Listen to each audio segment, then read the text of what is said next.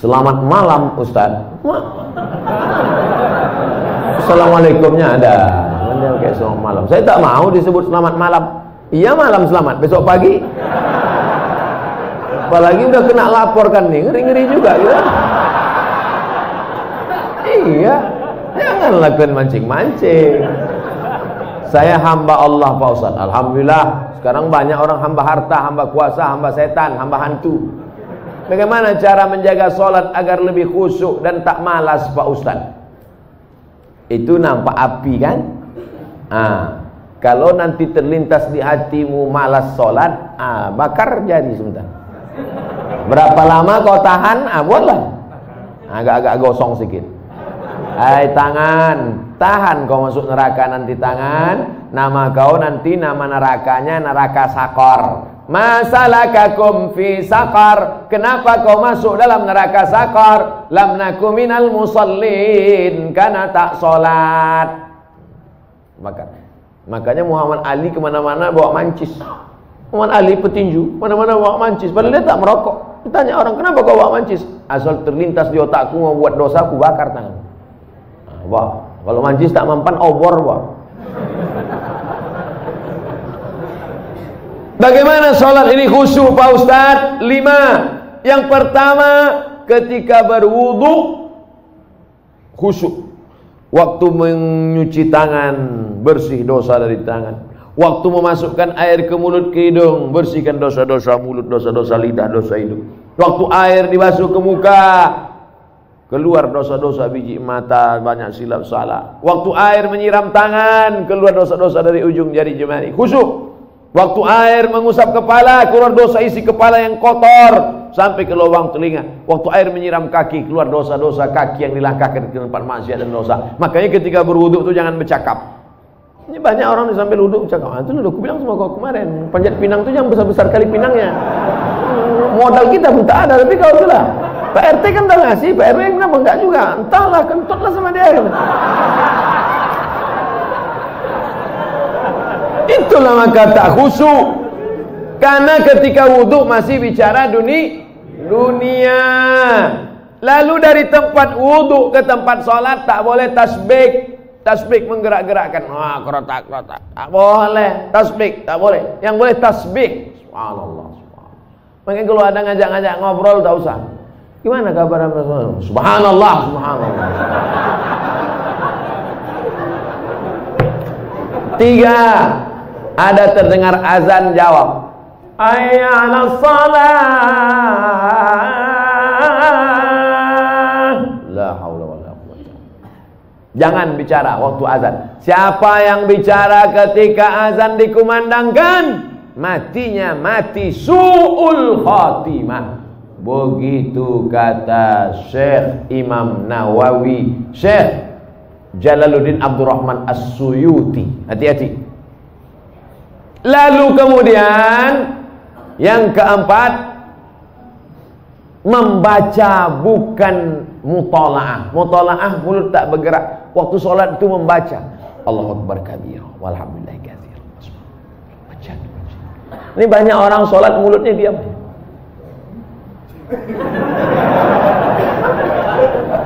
Mulut membaca. Karena di situ disebut qiraah. Qiraah artinya membaca. Bismillahirrahmanirrahim. Alhamdulillah. Yang kelima, mengerti apa yang dibaca. Itulah mengapa tadi saya pilih ayatnya, ayat-ayat pendek, supaya besok kalau sholat zuhur mengerti apa yang dibaca. Wailul likulli humazatin lumazah alladzi jama'a malahu wa addadah. Kebetulan kawan di sebelah itu asik ngumpul-ngumpul harta. Jama'a malahu wa addadah. Yahsabu anna malahu akhladah. Kalla la yumbadanna fil hutamah. Ustaz, sekarang saya ini tengah mengagumi seorang mahasiswa di Mesir. Masya Allah. Balik saya muda balik rasanya. Bagaimana cara saya dalam mengistiqomahkan cinta saya dan membuat hatinya tersentuh? Tentunya tidak mengurangi rasa cinta saya kepada Allah, Pak Ustaz. Kau laki-laki apa perempuan? Saya ini tengah mengagumi seorang mahasiswa, berarti dia perempuan. Dia suka sama mahasiswa di Mesir. Kau bilang sama dia, "Bang, abang janji ya tak tergoda sama cewek-cewek Mesir. Abang mau nanti pulang dari Mesir menikahi aku. Tapi kau perempuan tak boleh ngomong langsung sama laki-laki. Itu namanya perempuan gatal. Nah, kawalimu yang menghubungi dia, ayahmu, abangmu, datukmu, pamanmu, pakcikmu, ngomong ke dia, 'Assalamualaikum alumni Mesir. Ya, kau nanti pulang mau nikah sama anak saya. Aku tengok dulu, Pak. Kalau segan nanti saya kontak dia, saya hubungi. Adik-adik kelas saya itu. Mudah-mudahan dari muda dia sudah menginginkan seorang imam yang dapat bibit bebet bobot yang nanti akan menjadikan anak cucunya menjadi pemimpin-pemimpin bagi orang yang bertakwa. Wa ja'alna lil muttaqina imama. Jadi sekarang anak-anak gadis ini yang ditengoknya bukan tamat dari Mesirnya, ini tengoknya bukan ilmu agamanya, ini tengoknya datang naik apa. Kalau ditengoknya naik Grab, enggak ada.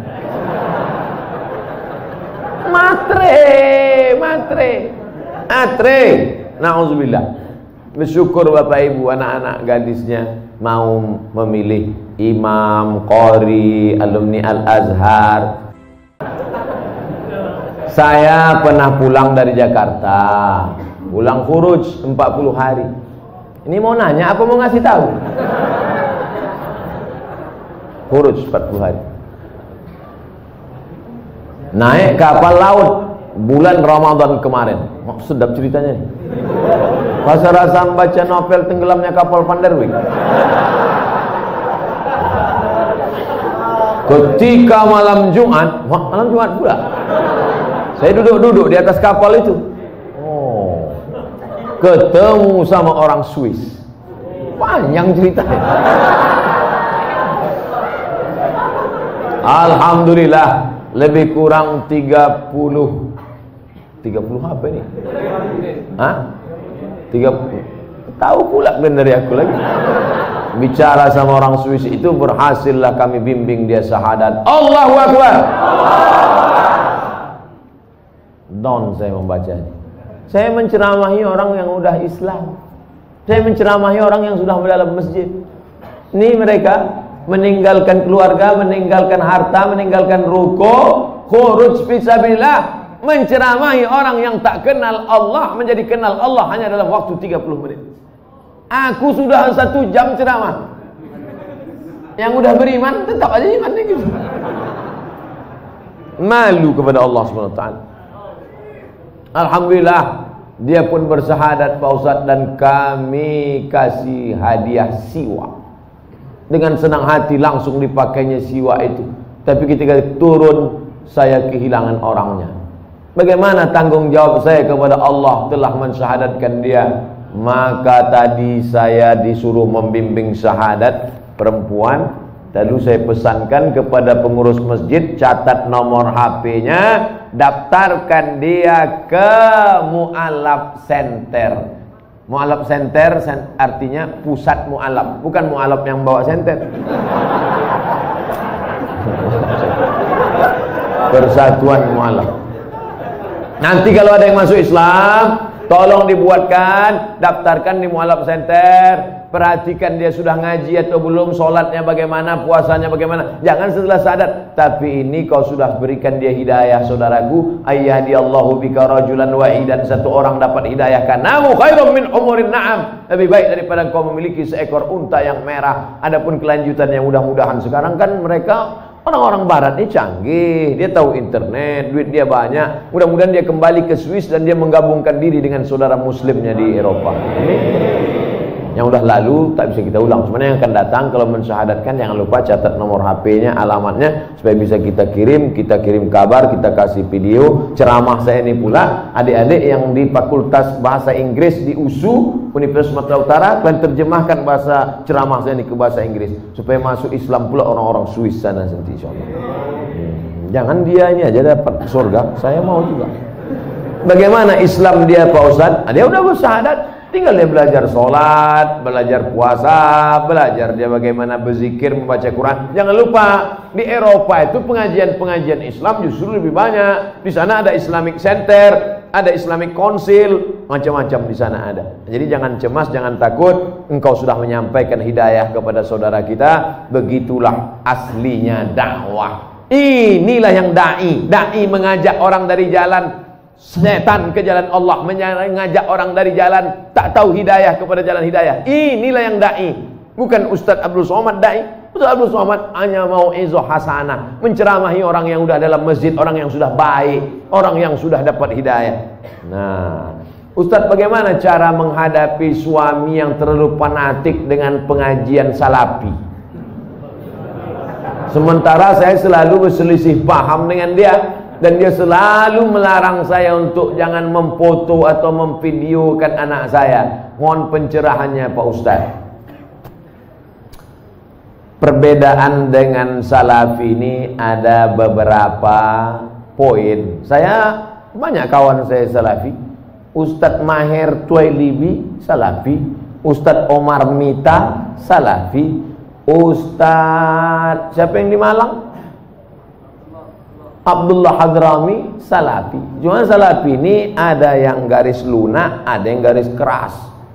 Kalau yang lunak baik, tetap hubungan baik. Cuma kalau yang keras, pertama ditengoknya jenggot, kedua kaki celana.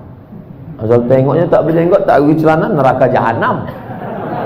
Saya berapa kali dimasukkan orang itu ke neraka.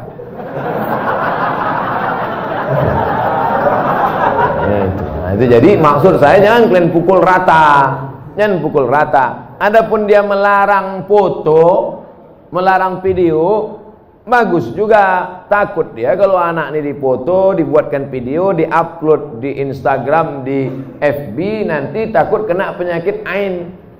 Hati-hati Pak. Jangan cuma foto anak, foto bini pun bisa kena juga.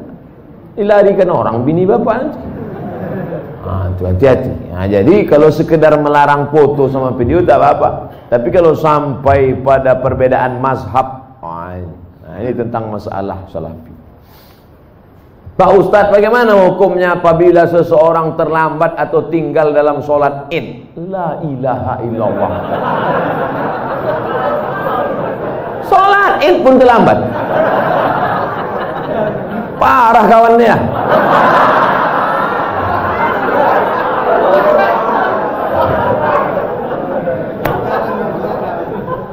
Soalnya saya dikasih tahu sama Ustadz Iqbal, kata dia kita ini mau ke masjid yang paling ramai sholat subuhnya. Betul itu? Kenapa ada yang terlambat sholat id? Jadi kalau sampai ke tanah lapang, imamnya sudah takbir yang kelima. Allahu Akbar, Allahu Akbar, Allahu Akbar, Allahu Akbar. Apakah makmum yang masbuk tadi mesti mengulang takbirnya tadi? Tidak, karena takbir itu hukumnya sunnah. Dia ikut aja berapa yang dapat. Bagaimana kalau dia datang imamnya sudah tasyahud akhir?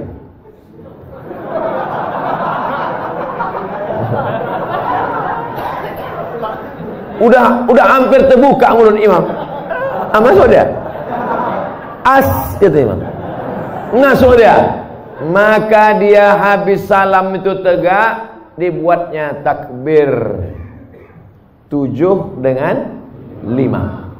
Sendiri dia. Sampai dia ke tanah lapang itu orang sudah habis. Macam mana dia mau sholat Pak Ustadz? Dicarinya tanah lapang lain yang belum sholat. Kau dengar-dengar di mana masih ada yang belum sholat. Kau gaslah ke situ. Ternyata seluruh Medan sudah sholat. Maka dalam kitab Al-Um Induk Fikih ditulis oleh Imam Muhammad Idris Asy-Syafi'i, meninggal tahun 204 Hijrah. Kata Imam Syafi'i dalam Al-Um, boleh sholat sendirian. Tapi mazhab Hambali tak setuju.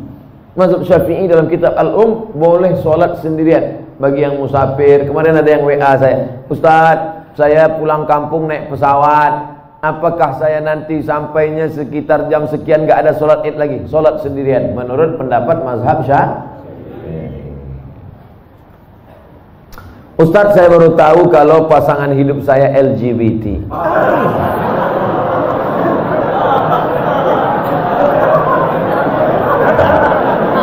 Apa yang harus saya lakukan, Ustaz? Mempertahankan atau meninggalkannya?